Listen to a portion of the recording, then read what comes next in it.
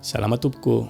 Ny fitiavana sy ny kristiana fizarana fahasivy amin'ny dimampolo androany a. Dao resana manokana amin'ny tiany hoainteny amin'ny mpivady mifanafin-javatra. Mino fa tsy mila fanazavana betsonga mazany hoe mifanafin-javatra izany a. Fa aitsika vetrany manazava azy a, afenina rehefa mividy zavatra, afenina rehefa manome zavatra olona, afenina rehefa manome vola olona, afenina rehefa misakafo, afenina mody passe, afenina ny message ao anatina telefona sy ny sisa. Petabe no endrika isehony ity hoe mifanafin-javatra ity a, ny eo anevon'ny tokantrano ary petabe mihitsy nefa ny miainan'izay zavatra zay a. Andao jerevantsika ao amin'ny Baiboly ny taridalana zay a. Azo sika raisina mahakasika ny amin'ity hoe mpivady mifanafin-javatra ity. Genesis 2:7 tahaka an'izao nivaky ny teny amin'ny anaran'i Jesosy. Io zany dia andao andraisiny ireny lehilahy kaikambana amin'ny vadiny dia ho nofra ihany izy roa. Zany formule ny fanambadiana tany am-piandohana tany a. Andao andraisiny ireny lehilahy dia ikambana izy roa kely ireo a, tonga nofo anankiray. Zany hoe raha hotsorina zany ny fanambadiana dia fikambanan'olona anankiroa. Io averiko foana hoe tsy mitovy sainana, tsy mitovy fomba mampanao, samy miaina amin'izay zavatra ny ainany tany. Fa rehefa ikambana kosa ho mpivady izy roa ireo dia tonga anankiray, nofo anankiray. Rehefa nofo anankiray zany dia inona ny dikany? Tsy misy zavatra tokony hiafina na dia kely faraventy aza satria zavatra le antongotra efa nibaikony ny sainy anazy zay. Zavatra ataon'ny tanana tsy maintsy jereny ny maso, tsy hoe zay tetika ovo fa dia tsy tiako hitan'ny masoko ty fa ty ariana ty nataoko, impossible zany zavatra. Rehefa tonga nofo anankiray zany mpivady raha ny tena marina dia tsy tokony hisy zavatra hiafina sy ho takotakona izany tsony fa efa fiainana tokana no hiainan'izy roa kely manomboka eo. Jerevantsika nefa amin'ny Baiboly dia misy ohatra maro isan-karazany azo sika raisina amin'ity hoe tsy mifanafin-javatra sy mifanafin-javatra ity. Ndao ary aka ohatra anankiray avetantsika ny amin'ny hoe mpivady tsy mifanafin-javatra. Ohatra ny tantaran'ny ray aman-dreniny Samsona tamin'ny fotoanandro rehefa tonga ny anjelina nambara tamin'ny maman'i Samsona ny mitsara 7 mahitantsika an'izay tantara zay a. Dia faly ny fony, rehefa faly ny fony a, nandry izy hoe anananaka satria efa noheverina ho toy ny vehivavy momba tsy miteraka izy kanefa efa nandre an'izay izy hoe sy ianao mbola anananaka indray a. Any amin'ny andinin'ny fahaenina mitsara 7 dia manambara mazava ny ten'Andriamanitra fa lasa izy niazakazaka ka nanambara izany tamin'ny vadiny. Tsy nisy zavatra nafeniny zany na dia kely akory aza. Eto zao ny tantara dia manambara amintsika ny amin'izay hoe tsy mifanafin-javatra ilay mpivady. Raha mbola jerevantsika ihany koa ny tantaran'ny Iaba sy Jezebela dia tahaka izay ihany. Rehefa tsy nety ny sakafo Iaba teo ambony latabatra dia nanontanian'i Jezebela ambara ho amiko inona mahazo anao. Ambarany Iaba taminy tsy nisalasala ny tantarany ny olona rehetrarehetra tsy nisalasalany mihitsy ny. Fa zany zavatra nisy dia norohevitra azy Jezebela tsy hiditra lalina amin'izay tsika fa izay tiantsika ho resana amin'izay fotsiny dia ny hoe tsy nifanafin-javatra Iaba sy Jezebela any ka nahavita nanao action ngezabe tao aorianan'izay zavatra nisy sy ny ainany izay. Raha mbola toizantsika ihany ny tantara dia mahita andraitsika nefa ny tantarany Nabala sy Abigaila. Ity indray dia tantarana mpivady anankiroa tahaka ny to manala sala ihany ny mahita sy mamantatra azy satria to tsy dia tena mifanara-tsaina loatra ary ilay vadiny aza moa dia nanambara mihitsy ny hoe lehilahy adala ity vady koa ity zavatozy zany a. Kanefa zany ho zavatra misy ary matoa misy dia zavatra mety iainantsika amin'izao ihany koa zany ny zavatra tahaka izany. Misy vehivavy mieritreritra mihitsy adala io vadiny io. Inona ary ny zavatra nisy tamin'ity tantarany Nabala sy Abigaila ity a. Rehefa nampaniraka zatovy Davida nangata-javatra tany amin'ny Nabala ny amin'izay tokony ho valo soa miana azy ireo satria niaro ny mpiandro indro ny tany an-tsary Davida. Dia valy anavina nanomezany no naverina balatany va iza moa ianao, iza moa inga, za tsy malala ny zanaka Jese, tsy isy rarahiko an'izany mihitsy ny sy ny sisa. Rehefa zany zavatra nisy dia tesitra Davida. Tesitra Davida dia niomakomana izy sy ny zatovy niaraka taminy andeha amongotra ny taranaky Nabala mianakavy. Kazakazaka ny mpanompon'ny Nabala nanambara an'izany sy ny tantaran'izany taty amin'ny vadiny Nabala na Abigaila. Rehefa zany zavatra nisy dia inona ny nataony ramatoa tonga dia nikonikonina izy dia lasa izy andeha namoko foko aingana nanenjika ny Davida tany amin'izay toerana nahatratrarany azy tany nitondra fanomezana maro isan-karazany tsy niteny tamin'ny vadiny na dia niara tsy niteny izy za andeha kely aloha satria tsy netiny nataonao aka andeha andamina an'izay problème zay aloha tsy lasa izy tonga dia direct nakany amin'ny Davida nandamina an'ilay olana zay lesona azontsika tsoany eto dia hoe tsy mifampiresaka ny fanafin-javatra zany Nabala sy Abikela kanefany rehefa toizantsika ny tantara dia nampilamy-javatra le izy satria naninona lasa tsy ripaka ny taranaky Nabala noho zay action na asa nataony Abikela izay eo zany tsika aloha dia efa mahita karazana tantara anankiroa samy hafa ny anankiray tsy mifanafina ny anankiray mifanafina dia petraka amin'ny baraingo anatin'ny lohantsika inona ihany ary zany ny zavatra tena marina inona zany ny zavatra tokony ataontsika hifanafina ary tsika ve sa tsy hifanafina sady eny no valiny no tsy raha mamakitsika any amin'ny tononkira ny Solomona toko voalohany 17 raha ny tena marina ny mpifankaty rehefa tena fitiavana marina menao ny vontokantrano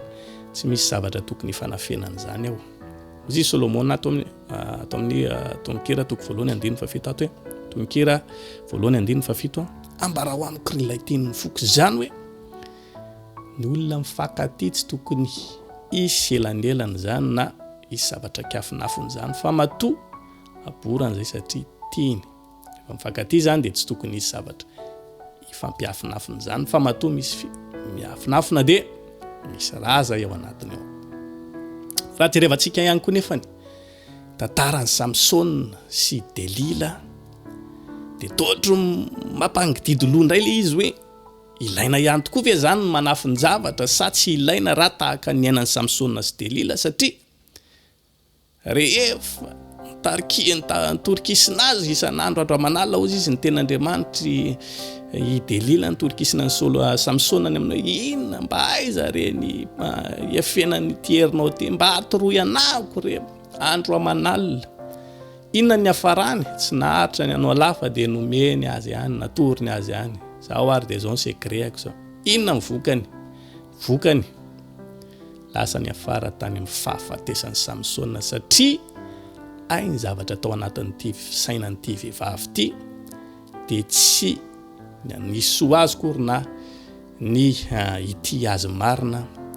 fa hitango zavatra hafa ohatra hoe ny arenany mba azo ny arenany raha raitsika amin'ny fiainana andavanandro iainantsika amin'izao satria nampitamby vola be ho anazy ny Filistina tamin'izany fotoana dia natakalony an'izany ny aimbadiny inona ary zany lesona azontsika tsoana amin'izany rehetrarehetra zany amin'ny hoe nafenina tsy nafenina rehefa tsy nanafin-javatra zany Samson dia zany ny vokany raha ny lesona azontsika raisina amin'ity tantarany mpivady mifanafin-javatra ity ka ny taridalana omen'ny baiboly antsika no ndeha ho resana dia tsotra ihany sady eny ho eo ny valiny teo no tsia raha ny tokony izy mpivady tsy tokony hifanafin-javatra zany zay mihitsy no nanaovan'Andriamanitra azy tany am-piandohana no voiray tokony hifankalala amin'ny zavatra rehetrarehetra kanefa kosa misy ihany antony izay tena tsy maintsy ho ao rehefa fantatrao fa hitarika alahelo an'ny vadinao ohatra ny zavatra anankiray ka tonga azy amin'ny fo tsy dia vahaolana loatra no tantarahanao sy amborahanao an'ilay zavatra rehetrarehetra raha toka hitarika disadisa sy goavana eo amin'ny fiainam-panambadiana reo ny fitantarahanao ny fiainanao rehetra tany aloha sy ny lasanao tany tsy dia tena maso loatra ny anambaranao an'izany alohanao ihany mikobina azy tsy milaza azy raha toka hitanao ny vadinao fantatrao ny vadinao fa mikendry fotsiny ihany ny amin'izay amotehana anao tahaka ny nataony Delila fantatra foana io mantsy fantatra foana zany rehefa hoe zay ny fiainany sy ny toetsainy fomba mampanony amin'izay zavatra iainany dia hitanao hoe olona tsy azo hitokisana tsy voatery laza ny sekret rehetrarehetra kory ianao ka anambaranao an'ity zava-miafina rehetrarehetra ity zay no mahatonga ny mpitory teny toko 7:12 milaza aza marina loatra ozy izy aza miseho endry loatra nahoana no simbanao ny tenanao mika toko fafito andiny ny fadimy aza matoky namana ianareo aza manaky-po amin'ny sakaiza mahazatra fambe ny varavara ny vavanao na dia amin'ny vady andefo mandrinao aza ambe ny varavaranao varavara ambe ny varavara ny vavanao na dia amin'ny vady andefo mandrinao zany na dia vady aza tsy voatery ambrana ny ty zavatra rehetrarehetra ty raha toka tsy mitarika atsika ho amin'ny fahotana le izy tsotra be raha izay no anazavantsika azy rehefa tsy mitarika atsika ho amin'ny fahotana inona moa no antony mety hitarika atsika ho amin'ny fahotana antony tsotra no mety hitarika atsika ho amin'ny fahotana rehefa ohatra miteraka alatra le izy eo anivon'ny tokantranontsika anome zavatra ho lafitsika tsy fantatry ny vaditsika lasa alatra izay ny dikany zany zavatra zany tsy araky ny sitrapon'Andriamanitra miteraka antsika ihany koa anatina lainga zavatra tahaka izany koa dia tsy araky ny sitrapon'Andriamanitra ary tsy asoa ny tokantrano velively fa kosa rehefa hitantsika fa zavatra tsy asoa ny tokantranontsika araky ny efa nitanysaiko teo ny amin'ny hoe apalahelo anazy zavatra efa lasanao rehetrarehetra tany dia ho tantarainao daholo mba tiako fantatrao mihitsy ty zavatra rehetra ty nefa le zavatra raha feo tonga dia mampamoy fo azy mihitsy ny rehefa hitanao ihany koa fa olona tena tsy azo itokisana mihitsy ilay vadinao hoe tena tonga dia tena